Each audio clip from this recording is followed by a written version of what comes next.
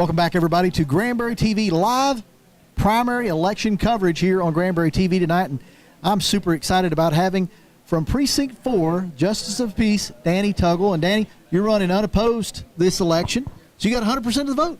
Well, so far I have, David. Thank you. You got to like that, don't you? Yes, sir, I do. It makes you smile a little easier. Well, I'll tell you, I know you know whenever you ran for office how nerve-wracking it can be as a candidate. And in Precinct 1, that's a new precinct coming up, and we're going to have us a new JP in that precinct position. And you as a JP in an office, how are you going to help this new person coming in this new precinct? Well, I've already spoken with the candidates, all three of the candidates that are running for office, and offered them anything that we can to help. We're going to do that.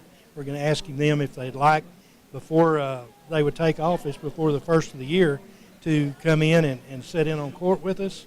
But they're welcome to do that, and we can walk through some of the things that we have to do and give them a little bit of profile of the job itself and the cases that we hear. And also, if we get called out for deaths, we have to go out on death scenes. I've offered to let any of the candidates ride with me after the election to see if, so they'll be aware of what's going on and the basics of what we have to do as a justice of the peace. We have to determine the cause of death. We have a hearing to make that determination. We gather information from investigators, from the medical examiner's office, if we have to do an autopsy, things like that. And that's one of the things that we're going to try to help the new JP in Precinct 1, whoever that may be. That offer is going to be open for, I know all three of the JPs that are in office are making that same offer. So we're going to try to make things as smooth a transition into a new position like this as we possibly can. Some of the things we do as a JP is we have traffic court that we hear Class C misdemeanor cases, and those are only cases that are fine only. They have no jail sentence with those at all. So those cases are all heard in JP court, and they're heard in the precinct that they're found in to possibly have made a violation. So that's the cases that we would hear in JP court. We also have small claims court. JPs hear cases where the dollar amount is up to $10,000. So anything under $10,000 is heard in JP court. And then we also have our eviction cases. We have to hear those. Those are cases where a person has a tenant that they want to get out of a piece of property. They come in and file paperwork and an eviction hearing. Absolutely. And tell us a little bit, Precinct 1, new precinct. Yes. Coming in. Tell us about the staffing, because you're going to talk about a whole office, not just the candidate that's going to be elected in, but you're going to have a whole office. Hold that microphone just a little bit. There you go. Okay. All right. Well, the staff, I can speak from experience. And 4 years ago, I came in as a new JP.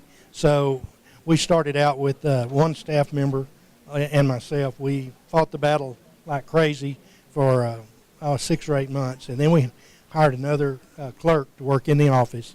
So at this time, we have 2 full-time clerks that work in the office, and we have 1 part-time person that comes in and helps out on busy days or when someone has to be gone for a doctor's appointment or something like that. But the ladies that work in our office, I guarantee you, they do such a great job. They make me shine. So I'm extremely pleased with the personnel in our office. They do a superb job. I could ask for nothing. So you won't be loaning those ladies out? I will definitely be loaning them out to. Oh, good. Yeah, Precinct 1 to help train their new personnel. And that's large. That's large because as a whole, they handle a lot of the paperwork and the process before it gets to you. Absolutely. And without that, boy, it'd make your job just.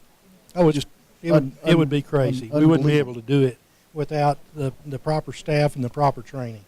And that's the critical issue, is to go to the schools as much as you can the first year that you're in office, get as much training as you possibly can. Same way for your staff. You want to get them trained in the Justice Peace Clerks schools that are available, because that's critical for that position, because we're liable for everything that we do, If we make a mistake, then the county could be sued. So we're trying to do everything we possibly can to make everything run as smoothly and as trouble-free as we can.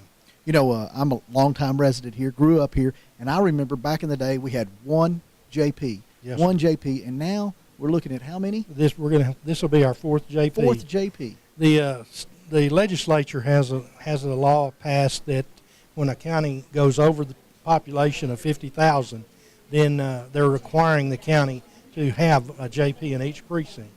That's something that our commissioners and county judge have worked on in the past to try to get prepared for this.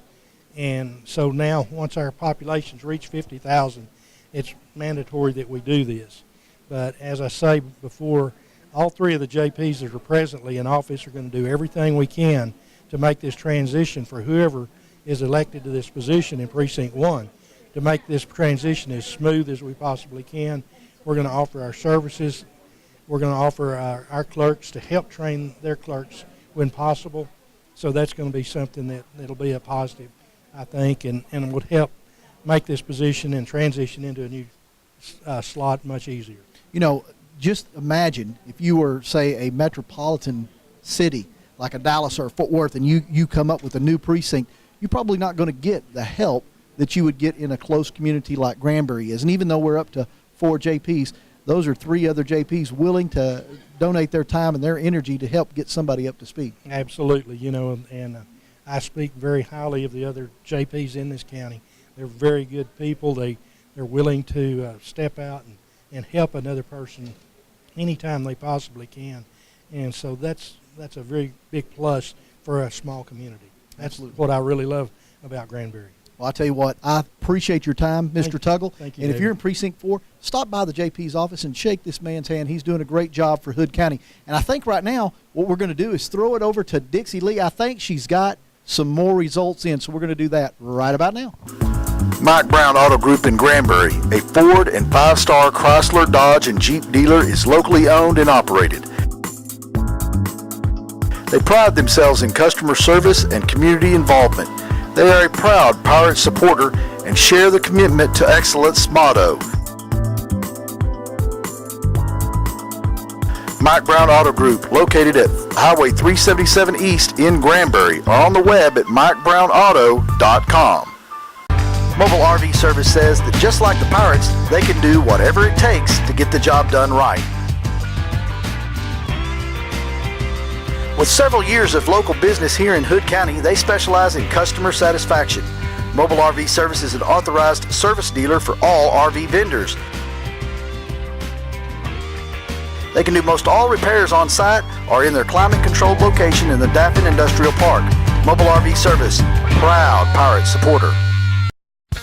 Quality Inn and Suites in Granbury. The name says it all. With quality rooms, quality features, and quality local attractions, your stay will be one of, well, quality.